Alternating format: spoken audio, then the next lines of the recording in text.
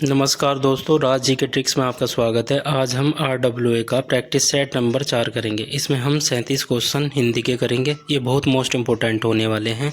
इसी तरीके से ये 20 आपकी क्लास होनी है और उसकी एक प्लेलिस्ट बन जाएगी। इसी तरीके से GK GS की भी क्लास होगी। चलिए क्वेश्चन की तरफ चलते हैं। ये यूपी प्लस कांस्टेबल का प्रैक्टिस सेट नंबर 4 है। तो यूपी पुलिस कांस्टेबल के बच्चों के लिए बहुत मोस्ट इम्पोर्टेंट होने वाला है।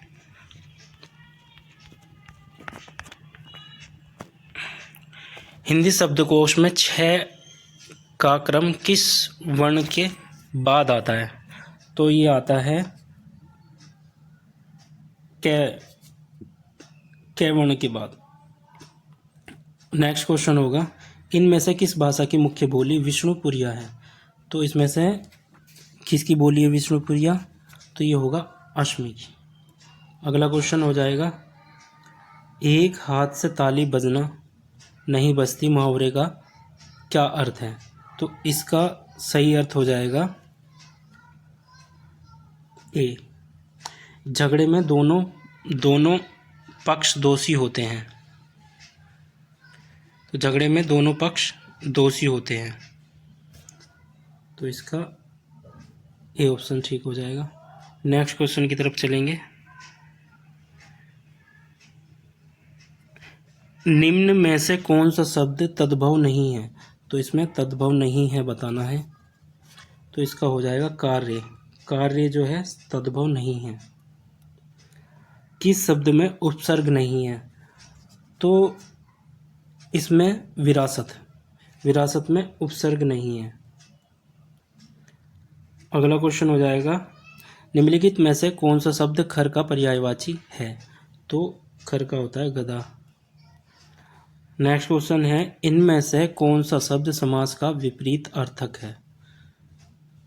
तो इसका हो जाएगा व्यास।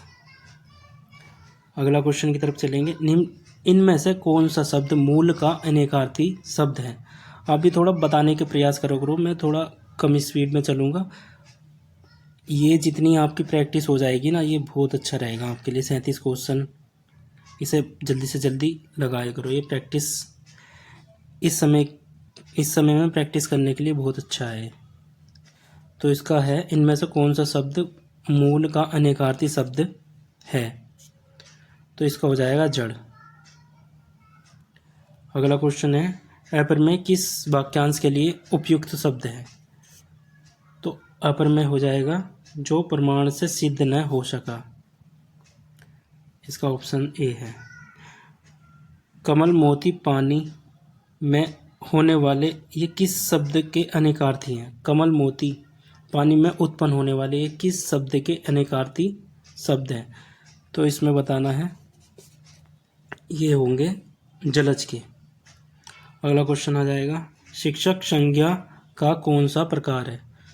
तो ये बताना है आपको, ये होगा जातिवाचक संज्ञा। राम किताब पढ़ता है, इस वाक्य में वाच्य कौन सा प्रकार है? वाच्य का प्रकार बताना है इसमें। तो इसमें कौन सा होगा? इसमें होगा कृतवाच्य। नेक्स्ट क्वेश्चन, अरे गुलाबो झाड़ू ठीक से लगा में कौन सा कारक है? तो इसमें अब कारक बताना है। तो कारक होगा संबोधन कारक, डी ऑप्शन। इनमें से विस्मयादिबोधक अव्यय का उदाहरण कौन सा है? तो विस्मयादिबोधक अव्यय का उदाहरण बताना है इसमें। तो ये होगा धन्य धन्य। अगले क्वेश्चन पर आ जाएंगे, निम्न में से कौन सा शब्द सदैव एक वचन में प्रयुक्त होता है? तो जो सदैव एक वचन में प्रयुक्त होता है तो ये सहायता होता है। अगले क्वेश्चन की तरफ आ जाएंगे, घास फूस में कौन सा समास है? तो घास फूस में कौन सा समास है? ये होगा द्वंद्व समास होगा। अगले क्वेश्चन की तरफ चलेंगे, विरोधाभास अलंकार निम्नलिखित में से किस अलंकार की श्रेणी में आता है? तो ये कौन सी श्रेणी में आता है? अर्था अलंकार की श्रेणी में आता है। अगले क्वेश्चन में देखेंगे, राम सेब खाता है, इस वाक्य में क्रिया का कौन सा प्रकार है? तो इसमें क्रिया का प्रकार बताना है। तो इसमें कौन सा होगा? सकर्मक क्रिया होगा। अगले क्वेश्चन की तरफ चलेंगे। निम्न में से सर्वनाम शब्द कौन सा है? तो इसमें सर्वनाम शब्द बताना है। तो सर्वनाम शब्द कौन सा है? कौन सर्वनाम शब्द है। इनमें से कौन भारतेंदु युग के रचनाकार नहीं है? तो भारतेंदु युग के रचनाकार कौन नहीं है? ये होंगे रामचंद्र शुक्ल जी नहीं है। अगला क्वेश्चन हो गया, राम गया इस वाक्य में कौन सा काल है? तो राम गया में काल बताना है, तो इसका हो जाएगा सामान्य भूतकाल। अब अगला जो है ये गद्यांश आ गया। गद्यांश को करने का तरीका क्या होगा, आप इसको 2 बार पढ़ लो ध्यान से। 2 बार पढ़ लेंगे ध्यान से तो आसानी से आप इसको क्वेश्चन के आंसर निकाल लेंगे। चलिए आ जाए, चलिए पढ़ते हैं इसको। आधुनिक सभ्यता में विज्ञान के बढ़ते प्रभाव, औद्योगिकरण और नगरीकरण के दुष्प्रभाव प्रति चिंता व्यक्त की जाने लगी थी। साम्राज्यवाद उपनिवेशवाद का जितना तेज प्रसार हुआ उतना ही तीखा प्रतिरोध भी।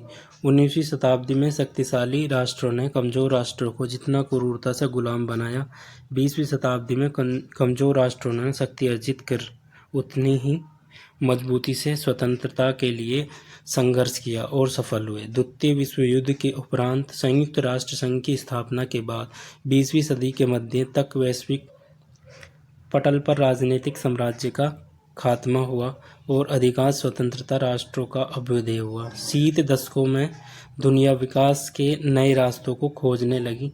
20वीं शताब्दी के अंतिम दशक तक आते आते दुनिया में ऐसी अनेक क्रांतिकारी चीज़ें हुई जिसने मानव सभ्यता के एक नए दौर में पहुंचा दिया। इनमें से 4-5 क्वेश्चन आते हैं, 3 या 4 आते हैं, देखते हैं क्वेश्चन कौन कौन से होंगे इसके। गुलाम राष्ट्रों के संघर्ष का केंद्रीय लक्ष्य क्या था? तो ये देखिए, ये उसका ही क्वेश्चन है, तो इसका हो जाएगा स्वतंत्रता। अगला क्वेश्चन देखेंगे, अभ्युदय का अर्थ होता है, तो अभ्युदय का अर्थ बताना है इसमें। तो अभ्युदय का अर्थ वृद्धि, यानी सी ऑप्शन सही होगा इसका, वृद्धि। अगले क्वेश्चन की तरफ चलेंगे, वैश्विक स्तर पर राजनीतिक साम्राज्य की समाप्ति कब हुई? तो ये देखो, ये भी क्वेश्चन इसका ही है, तो ये होगा, जब आप पढ़ लोगे ना तो आसानी से बता पाओगे, 20वीं सदी के मध्य में हुई थी। ये सब उसमें से ही निकलते हैं। प्रसार का विलोम शब्द क्या है? तो प्रसार का विलोम शब्द बताना है, तो संकुचन है प्रसार का, संकुचन। गद्यांश के संदर्भ में कौन सा कथन सही नहीं है? गद्यांश के संदर्भ में कौन सा कथन सही नहीं है? तो इसमें हो जाएगा ये वाला, उपनिवेशवाद का सर्वत्र समर्थन हुआ, ये बी ऑप्शन सही हो जाएगा। इनमें से शुद्ध शब्द कौन सा है?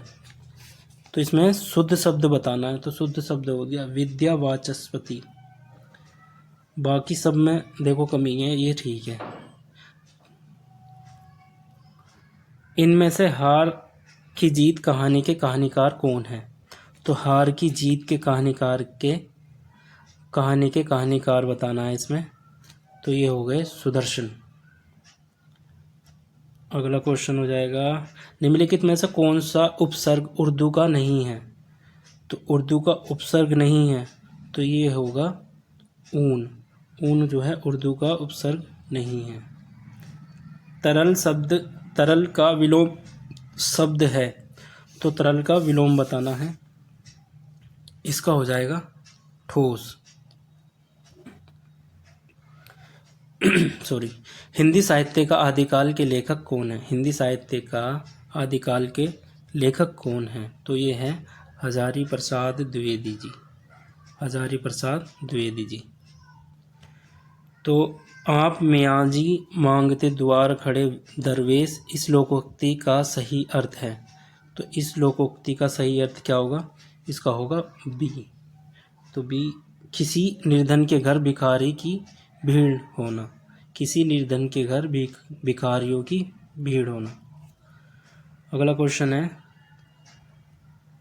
अवधि शिला उस पर था गुरु भार, तिल तिल काट रही थी त्रग जलधार में कौन सा छंद है? इसमें छंद बताना। अवधि शिला का कट उस पर था गुरुभार, तिल तिल काट रही थी दृग जलधार में कौन सा छंद है? इसमें देखो छंद बताना है। इसके 4 ऑप्शन है। तो इसका जो सही आंसर हो जाएगा, क्या हो जाएगा सही आंसर? इसका हो जाएगा वर्वे। ठीक है, ये देखो थोड़ा सा मिसप्रिंट हो रहा है।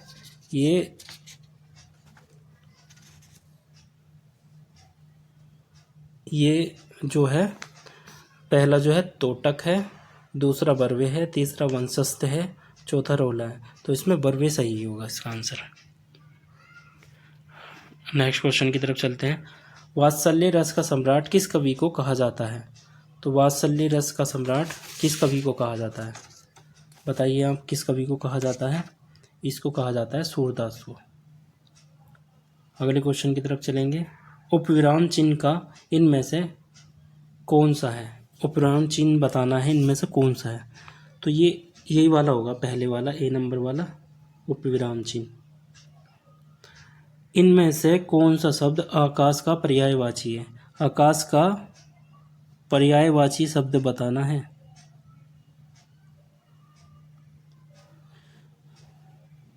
सॉरी, वो ये वाला गलत हो गया, 35 वाला। ठीक है, ये वाला ही सही है इसका। तो नेक्स्ट क्वेश्चन है, इनमें से कौन सा शब्द आकाश का पर्यायवाची है? आकाश का पर्यायवाची कौन सा हो जाएगा? व्योम। व्योम हो जाएगा पर्यायवाची आकाश का। लास्ट क्वेश्चन आ गया 37 नंबर। इनमें से पार्थिव शब्द के लिए उपयुक्त वाक्य क्या होगा? तो इसका बताइए क्या होगा? ये हो जाएगा इसका, जिसका संबंध पृथ्वी से है, यानी डी ऑप्शन सही हो जाएगा, जिसका संबंध पृथ्वी से है। देखिए इसमें आपके 37 क्वेश्चन ठीक हो गए हैं। अब ये आ गया एक भारतीय राज्य मुख्यमंत्री, और मतलब ये जीके जीएस का आ गया। इसकी मैं नेक्स्ट सीरीज़ में बनाऊंगा। बहुत जल्दी आपकी ये पूरी सीरीज़ ख़त्म हो जाएगी। जल्दी से जल्दी आप देखते रहिए और चैनल को सब्सक्राइब कर लीजिए। धन्यवाद।